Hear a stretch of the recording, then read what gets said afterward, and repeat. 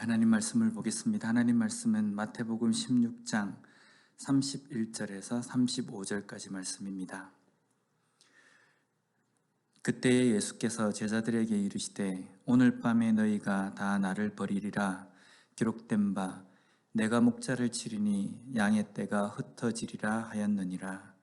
그러나 내가 살아난 후에 너희보다 먼저 갈릴리로 가리라. 베드로가 대답하여 이르되 모두 주를 버릴지라도 나는 결코 버리지 않겠나이다. 예수께서 이르시되 내가 진실로 내게 이르노니 오늘 밤 닭 울기 전에 내가 3번 나를 부인하리라. 베드로가 이르되 내가 주와 함께 죽을지언정 주를 부인하지 않겠나이다 하고 모든 제자도 그와 같이 말하니라. 아멘. 오늘은 고난주간 묵상 4번째 시간입니다. 4번째 시간 우리가 묵상할 본문은 베드로의 부인을 예고하신 말씀입니다. 예수님께서 잡히시기 전날 제자들과 함께 성만찬을 가지십니다. 그리고 그 자리에서 구약의 예언을 말씀하십니다. 그 내용은 31절 말씀에 보면 그때에 예수께서 제자들에게 이르시되 오늘 밤에 너희가 다 나를 버리리라. 기록된 바 내가 목자를 치리니 양의 떼가 흩어지리라 하였느니라. 내가 목자를 치리니 양의 떼가 흩어지리라고 말씀합니다. 모든 제자들이 예수님을 버릴 것이라는 것을 예수님께서 구약의 말씀을 통해서 예언하십니다. 이 말씀은 스가랴 13장 7절 말씀의 말씀입니다. 만군의 여호와가 말하노라. 가라 깨어서 내 목자 내 짝 된 자를 치라. 목자를 치면 양이 흩어지려니와 작은 자들 위에는 내가 내 손을 들이우리라. 구약의 이 스가랴서 말씀을 통해서 제자들이 예수님을 버릴 것이라는 그것을 예언하십니다. 그런데 구약의 말씀과 또 그 구약의 말씀을 예언하신 예수님의 이 말씀을 통해서 우리가 한 가지 잊지 말아야 할 부분이 있습니다. 그것은 예수님의 십자가 사역, 구원의 사역은 일시적인 것도 우발적인 것도 아닌 철저한 계획 가운데 이루어진 것임을 우리가 잊어서는 안 된다는 겁니다. 하나님은 그의 위대하신 그 주권과 능력을 가지고 무기력하고 연약한 우리를 구원하시는 일을 오래전에 계획하시고 그것을 예언하시고 그것을 이루셨다는 겁니다. 이것이 은혜입니다. 하나님의 위대한 그 능력으로 보잘것없는 우리를 구원하셨기 때문입니다. 스가랴 선지자의 예언의 말씀을 우리가 보면요, 만군의 여호와가 말하노라. 가라 깨어서 내 목자 내 짝된 자를 치라 라고 명령하십니다. 그리고 예수님께서 이 구약의 예언을 인용하실 때에도 내가 목자를 치리니 라고 말씀합니다. 주체가 하나님이 되어 있습니다. 하나님께서 칼을 통해서 목자를 치게 하시고 또한 하나님께서 목자를 쳐서 양이 흩어지게 하신다는 겁니다. 예수님의 십자가 사건은 사탄의 철저한 계획 아래 이루어진 것이 아닙니다. 사탄의 철저한 계획을 통하여서 가룟 유다가 예수님을 팔았기 때문에 십자가 사건이 일어난 것이고 그것이 완성된 것이 아니라는 겁니다. 십자가 사건은 하나님의 철저한 계획과 하나님의 주권 아래에서 일어난 일입니다. 그것은 하나님의 주권 가운데 일어난 일이고 또한 이것은 우리를 위한 일이라는 겁니다. 이렇게 하나님께서 철저한 계획 가운데 주권 아래 모든 것을 계획하시고 이루시겠다라고 하신 그 말씀 앞에 베드로와 제자들이 어떻게 반응합니까? 33절 말씀을 보면요, 베드로가 대답하여 이르되 모두 주를 버릴지라도 나는 결코 버리지 않겠나이다. 우리가 베드로의 이 고백을 통해서 우리가 지금까지 알고 있는 생각은, 일반적인 생각은 이렇습니다. 베드로는 다혈질적이고 좀 과격하기 때문에 그의 성격으로 인해서 이런 자신 있는 말을 했다라고 생각합니다. 그런데 예수님께서 앞선 31절 말씀에 뭐라고 말씀합니까? 기록된 바라는 겁니다.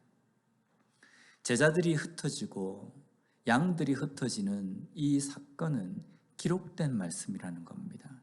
하나님께서 계획하시고 하나님의 주권 아래에 일어난 일이라는 겁니다. 기록된 바, 하나님의 예언하신 말씀 앞에 베드로는 뭐라고 이야기하냐면요, 나는 결코라고 이야기합니다. 이것은 하나님의 말씀이 틀렸습니다. 하나님의 말씀에 그렇게 되어 있다 할지라도 나는 절대로, 나는 결코 그렇게 하지 않을 겁니다 라는 겁니다. 하나님의 말씀이 틀렸습니다 라는 의미입니다. 베드로의 이 자세는 어떤 모습입니까? 하나님의 말씀을 온전히 깨닫지 못하고, 그리고 앞으로 일어날 예수님의 그 행보가 우리 인간에게 어떤 의미인지도 알지 못하는 겁니다. 그리고 이 일이 철저한 하나님의 계획 가운데 일어난 것임을 깨닫지 못하고 인정하지 못하는 그러한 모습이라는 겁니다. 어쩌면요, 만약에 베드로가 예수님을 부인하지 않고 예수님께서 십자가에 못 박히시는 그 자리까지 베드로가 함께 갔다고 한다면 어떤 일이 벌어졌겠습니까? 모르긴 몰라도요, 아마 베드로를 예수님과 같은 그러한 동등한 위치에 놓고 베드로를 떠받들 겁니다. 위대한 사도, 죽음의 자리까지 함께한 사도. 분명히 베드로를 우리가 생각할 때에 과격한 성격, 누구나 그럴 수 있을 것이다 라고 생각할지 모릅니다. 그러나 중요한 것은요, 베드로의 이 행동은 결코 믿음의 모습이 아니라는 겁니다. 예수님께서 기록된 바, 하나님께서 예언하신 말씀은 이라고 이야기하셨음에도 불구하고 베드로는 그것을 인정하지 않고, 그럼에도 불구하고 나는 절대로 그 말씀에서 나는 예외가 될 겁니다 라고 호언장담하는 모습입니다. 예수님께서 베드로에게 말씀하신 너희들이 나를 버릴 것이다 라고 말씀하신 이 버리다라는 이 단어가 원래는요, 올무의 뜻을 가진 스칸달론이라는 헬라어에서 유래한 단어입니다. 그래서 버리다라는 이 의미와 함께 올무에 걸려 넘어지다 라는 의미가 함께 있습니다. 지금 예수님께서 베드로와 제자들에게 너희들이 나를 버릴 것이다 라는 이 말씀은요, 다 도망갈 것이다, 이 의미와 함께 그 속에 어떤 의미가 담겨 있냐면요, 너희들이 올무에 걸려 넘어질 것이다 라는 겁니다. 예수님의 이 말씀은 겟세마네 동산에서 일어나는 그 사건을 통해서 우리가 알 수 있습니다. 겟세마네 동산에서 예수님께서 잡히실 때에 그 자리에 제자들이 함께 있었습니다. 그런데 예수님께서 잡히자마자 모든 제자들이 예수님을 버리고 도망갑니다. 왜 도망갑니까? 자신들이 생각하고 자신들이 기대했던 모습과 달랐기 때문입니다. 그래서 예수님 앞에 절대로 나는 예수님을 버리지 않을 겁니다 라고 호언장담한 제자들의 말의 의미에는 어떤 것이 포함이 되어 있냐면요, 적어도 내가 기대하는 그 상황 속에서는 예수님을 절대로 버리지 않을 것입니다 라는 겁니다. 왜냐하면요, 예수님은 위대하시고 모든 능력을 갖고 계신 분임을 제자들이 목격했습니다. 그렇기 때문에 누군가가 잡으러 온다 할지라도, 또 죽음으로 협박한다 할지라도 예수님께서 천군 천사를 호령하셔가지고 그 모든 상황들을 다 평정하실 것이라는 기대를 갖고 있었기 때문입니다. 그런데 겟세마네 동산에서 예수님이 잡히실 때에 무기력한 그 모습은요, 자기들이 기대한 모습과는 다른 모습이었습니다. 그래서 그 모습에 실망하고 자신들이 가지고 있던 그 생각이 무너졌기 때문에 그 올무에 걸려 넘어지는 상태라는 겁니다. 그래서 제자들은 그 자리를 피하고 자신들의 목숨을 위해서 예수님을 버리는 그러한 상황이 되어버렸다는 겁니다. 우리가 생각하고 우리가 기대하는 예수님의 모습 어떤 것입니까? 분명 지금 예수님께서 죽으러 가시는 이 상황은요, 우리가 기대하는 어떤 모습과는 다를 수 있습니다. 예수님께서는 위대하고 능력이 많으시기 때문에 절대로 무기력한 그런 모습이 나타나서는 안 된다는 것이 우리의 생각이지 않습니까? 그런데 하나님의 뜻과 하나님의 계획은요, 무기력하게 잡히시는 겁니다. 그리고 처절하게 고난을 받으시고 핍박을 받으시는 겁니다. 그리고 철저한 죽음 가운데 처해지는 것입니다. 우리가 우리의 마음 가운데 이런 생각을 합니다. 예수님의 그 죽음을 우리도 깨닫고 그 죽음의 길에 우리가 함께 하겠다. 그래서 고난 주간에도 우리가 이런 생각을 합니다. 예수님의 고난을 우리가 묵상한다. 또 오늘은 금요일이지 않습니까? 금요일은 예수님께서 죽으심을 묵상하는 날이기 때문에 많은 분들이 금식하면서 예수님의 고난과 그 죽음에 동참하려고 합니다.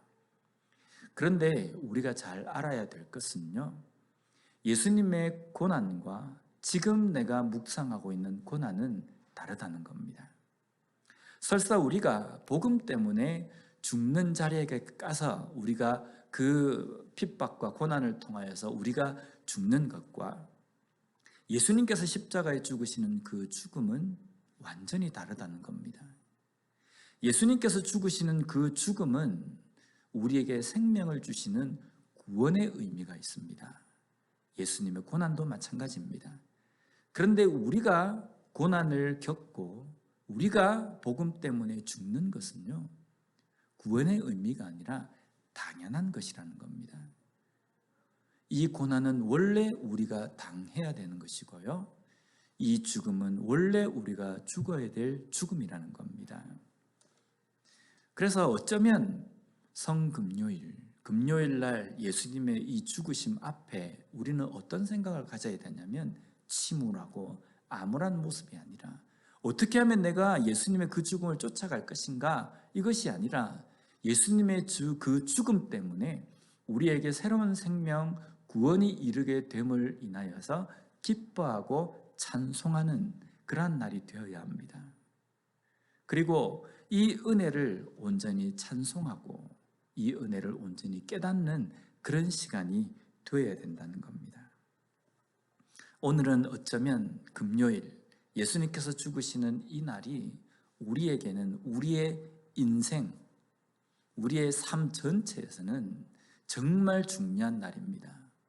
왜 중요한 날이냐면요, 우리에게 새로운 생명을 주신 날이기 때문입니다. 우리의 죽음을, 우리의 죄에 대한 그 죄책을 우리에게로서부터 벗겨주신 날이기 때문입니다. 그래서 예수님의 그 죽음을 생각할 때에 우리의 마음 가운데는요, 기쁨과 찬송과 감사의 의미가 가득 차야 합니다. 오늘 이 날을 보낼 때에 예수님의 죽음이 어떤 의미가 있는지, 또 우리가 베드로의 이 모습을 통해서 정말 하나님의 말씀을 온전히 깨닫지 못하고 내 의지와 내 혈기로 신앙생활하는 것이 아니라 철저하게 하나님의 말씀을 깨닫고 그 말씀대로 살아가는 삶이 되어야 되겠다는 그런 묵상을 하고, 또 그 죽음으로 인하여서 우리에게 오게 되는 그 기쁨과 그 은혜를 찬송하는 그러한 날이, 그러한 의미를 묵상하는 그러한 날이 되었으면 좋겠습니다.